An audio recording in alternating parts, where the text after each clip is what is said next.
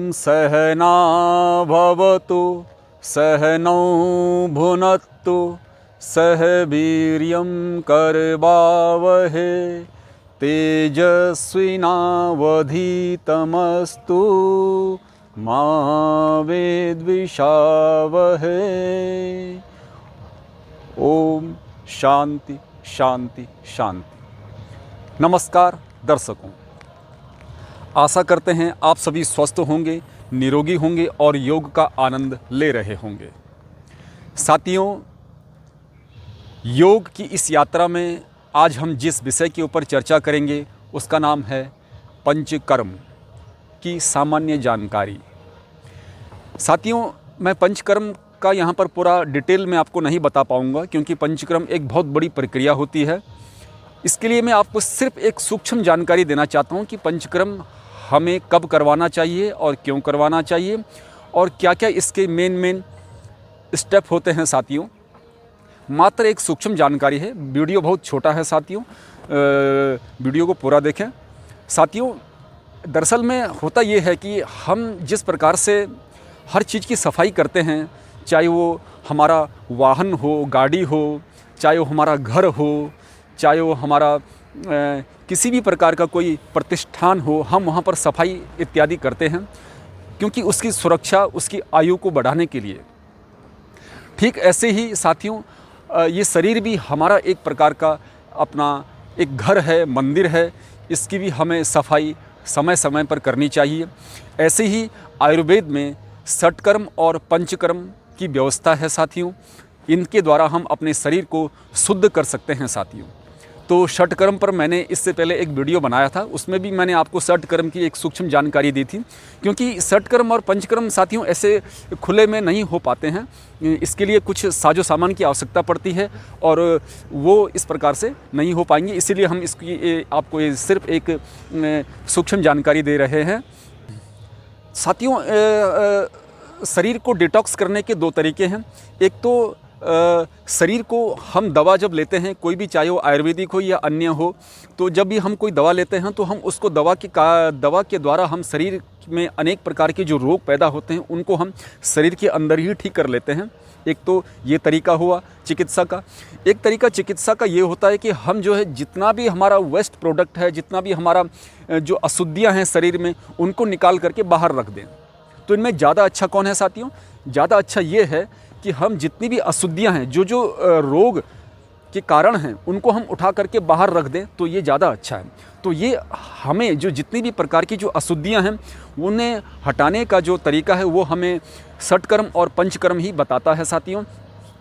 तो इसमें क्योंकि हमारा शरीर भी एक प्रकार का फैक्ट्री है और फैक्ट्री में जितने भी प्रोडक्ट बनते हैं तो उनसे कुछ ना कुछ वेस्ट प्रोडक्ट भी हमारे अंदर जमा होने लगते हैं साथियों। इन्हीं को हमें दूर करना होता है और यही पंचकर्म और षटकर्म की व्यवस्था इसमें बताती है। तो सबसे पहले जैसे हमने वमन है, तो वमन में होता यह है साथियों कि हमें वमन मॉर्निंग में किया जाता है, खाली पेट किया जाता है। यह है साथियों कि जब भी हम खाली पेट होते हैं तो हमें पानी पीते हैं और पानी को फिर हम जो है, और पानी कौन सा होता है वो हम आपको जब वमन पे नया एक वीडियो बनाएंगे तो हम तभी आपको बताएंगे कि वो पानी किस प्रकार से होता है। तो हमें करना ये होता है कि वमन के द्वारा हम पानी को पीते हैं, चाहे वो नींबू पानी हो, सेंधा नमक मिला हुआ पानी हो या कोई अन्य, तो उसको हमें तुरंत पानी पी करके 5-10 सेकंड के अंदर हम उसे अपने अंदर रखते हैं और 5-10 सेकंड बाद उसको हम उल्टी करके बाहर निकाल देते हैं साथियों। ठीक है, ये तो हो गया वमन। ऐसे ही विरेचन होता है साथियों। विरेचन में होता यह है कि हमें अपने गुदा द्वार से, जहाँ से हम मल त्याग करते हैं, वहाँ से हम सबसे पहले दवाई को ऊपर से लेते हैं, गले से लेते हैं। और दवाई को हम लेंगे तो उसमें कौन कौन सी दवाइयाँ होती हैं, वो आयुर्वेदिक जो मेडिकेटेड प्रोडक्ट होते हैं उन्हें हम अंदर लेते हैं और फिर हमें कुछ समय बाद शौच के लिए जाना पड़ता है। 3-4 बार हमें शौच करवाया जाता है। आयुर्वेदिक ट्रीटमेंट के अनुसार हमें शौच करवाया जाता है 3 या 4 बार।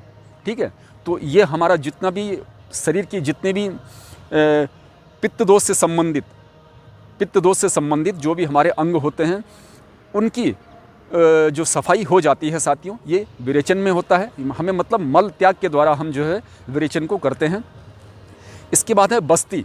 बस्ती में साथियों हम बस्ती और विरेचन दोनों लगभग कहीं मिलते जुलते हैं साथियों, क्योंकि दोनों कंडीशन में हमें शौच ही करना पड़ता है, ठीक है। लेकिन फ़र्क ये है कि हमें विरेचन में हम दवा ऊपर से लेते हैं, मुंह से लेते हैं, लेकिन बस्ती में साथियों हमें दवा जो है वो मेडिकेटेड आयुर्वेदिक जो औषधियाँ होती हैं वो हमें गुदा द्वार से अंदर की ओर खींचनी पड़ती हैं साथियों, ठीक है। फिर उससे हम जो है बाहर जा कर के हम उसे शौच के द्वारा उसे 3 या 4 बार हमें शौच जाना पड़ता है इस प्रक्रिया में। तो फिर हम जो है उसको बाहर निकाल देते हैं।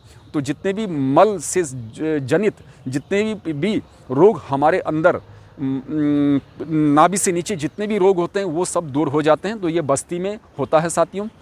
नस्य क्या होता है? नाक के द्वारा, नस्य यानी कि नाक से जो है हम जब भी कोई भी दवा लेते हैं, कोई अणु तेल या किसी भी प्रकार का जो बादाम रोगन तेल या तिल का तेल या सरसों का तेल जब भी हम जो नाक में डालेंगे तो वो सीधा हमारा जो है दिमाग में असर करता है। और दिमाग में जितने भी हमारे यानी कि जो गले से ऊपर जितने भी रोग होते हैं वो सब नस्य के द्वारा दूर हो जाते हैं साथियों। ये हमारी आँखों के लिए भी होता है, बालों का झड़ना, बालों का सफ़ेद होना या डैंड्रफ होना इत्यादि, ये सब इससे दूर हो जाता है। तो ये नस्य की प्रक्रिया होती है। यानी रक्तमोक्षण लीच थेरेपी के द्वारा भी होता है। लीच एक कीड़ा होता है जो कि पानी में रहता है, उससे जो है वो जोंक जिसे कहते हैं वो जो है खून को चूस लेती है और इससे भी जो अशुद्ध खून होता है वो सब उसे खींच लेती है। तो इसमें जो है कीड़े के द्वारा यानी कि इसे लीच थेरेपी भी कहते हैं। लीच के द्वारा हम जो है ब्लड को निकाल लेते हैं। तो और एक होता है इंजेक्शन के द्वारा ब्लड को बाहर निकालना और फिर उसको जो है शुद्ध करना, ये प्रक्रिया भी की जाती है। तो ये रक्त मोक्षण होता है। तो मैंने आपको सारे के सारे सूक्ष्म मात्रा में अब इसको बता दिए हैं। पंचकर्म और षटकर्म ये सब चीज़ें कब करनी चाहिए? कुछ पंचकर्म के कुछ स्टेप ऐसे होते हैं साथियों जिन्हें हमें शरद ऋतु में करना चाहिए और कुछ स्टेप ऐसे होते हैं जिन्हें हम जो है अन्य ऋतु में भी कर सकते हैं। तो ये पंचकर्म और षटकर्म की सामान्य सी जानकारी है, क्योंकि एलोपैथी में इतना जो है पूरी बॉडी को डिटॉक्स करने का कोई भी साधन नहीं है साथियों, जो कि आयुर्वेद में पंचकर्म और षटकर्म में होता है। इसीलिए हमें इन मेडिकेटेड थेरेपियों का सहारा अवश्य लेना चाहिए और हमें साथियों साल भर में एक बार या कुछ सालों में अपने आयुर्वेदिक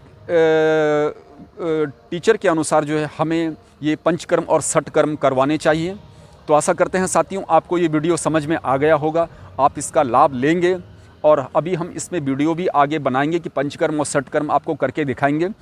तो आशा करेंगे कि आप इसको शेयर करेंगे और योग प्रतिदिन करते रहें साथियों। तब तक आप प्राणायाम करते रहें, आसन करते रहें, सूर्योदय से पहले अवश्य उठें। सर्दियों का मौसम है साथियों, योग करना ना छोड़ें, सुबह दौड़ लगाएं, ठीक है। समय पर उठें, देरी से ना उठें और योग दूसरों को भी अवश्य कराएं साथियों। तब तक के लिए आप अपना ध्यान रखिए। नमस्कार।